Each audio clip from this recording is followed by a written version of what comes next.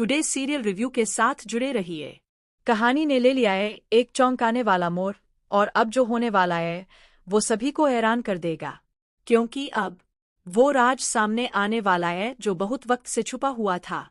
किरण अपनी बेटी को बचाने के लिए लाख कोशिशें करती है, लेकिन अब हालात उसके हाथ से बाहर होते जा रहे हैं। जब सालू और आंचल आपस में बातचीत कर रही होती है, तभी किरण छुपकर सब कुछ सुन लेती है। सालू पूछती है, मासी, आपको सच में लगता है कि मेरी बहन ऐसा कुछ कर सकती है? आंचल गहरी सांस लेते हुए कहती है, यकीन तो नहीं था, लेकिन उसने खुद अपने जुर्म को कबूल किया है। और यहीं से शुरू होती है असली उथल-पुथल। सालू को लग रहा है जैसे सब कुछ उल्टा हो गया है, क्योंकि जिस बच्चे की बात हो रही है वो मलिष्का का है ही नहीं। और ये सुनते ही ऋषि का चेहरा एकदम उतर जाता है। वह पूरी तरह से परेशान और उलझन में डूबा हुआ है।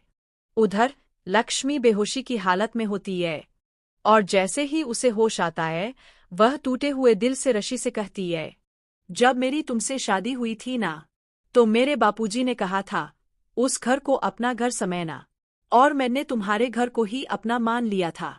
तुम्हारे मम्मी पापा को भी मैंने अपने माँ बाप जैसा माना, लेकिन बदले में मिला क्या?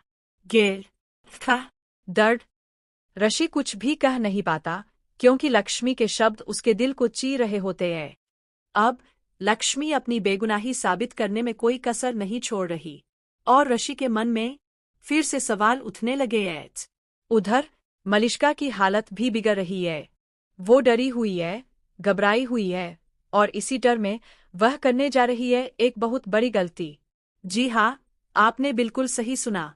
मलिष्का प्लान बना रही है अपनी नौकरानी के साथ, लेकिन उसी प्लान से उसका भूत सामने आने वाला है।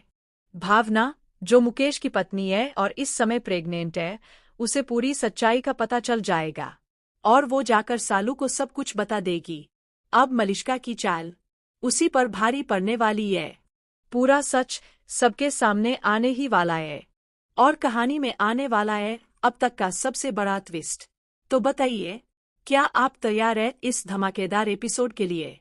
कमेंट में जरूर बताइए। क्या मलिष्का का भांडा फूटना चाहिए? क्या ऋषि को अब सच का साथ देना चाहिए? और हाँ, ऐसी ही मसालेदार खबरें और चौंकाने वाले ट्विस्ट सबसे पहले पाने के लिए हमारे चैनल टुडे सीरियल रिव्यू को सब्सक्राइब करें।